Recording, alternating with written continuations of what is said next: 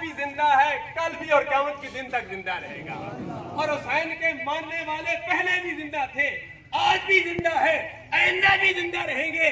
جس مرحوم کی ہم نماز جنازہ پڑھنے کے لیے آئے ہیں، ملک شمیم خان کے برادر محترم محمد سجاد، ان کی نسبت بھی تاجدار مدینہ صلی اللہ علیہ وسلم کے پیارے نواسے امام حسین کے پیارے لختے جگر حضرت امام زین العابدین کے ساتھی، اس لیے اس کے نام تھا محمد سجاد۔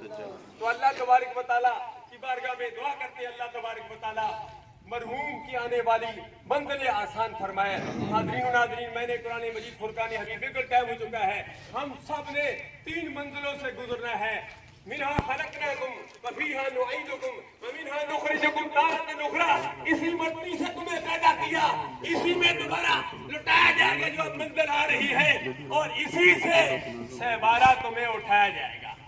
یہ 3 منظریں ایسی ہیں، اسم کے بھی 3 قسمیں ہیں، کلمے کے بھی 3 قسمیں ہیں، تیمم کے بھی 3 فرض ہیں، اور غسل کے بھی 3 فرض ہیں۔ اور سرکار نے بھی فرمایا مجھے بھی 3 چیزیں پسند ہیں۔ اسی پر صدیق اکبر نے بھی فرمایا مجھے بھی 3 چیزیں پسند ہیں۔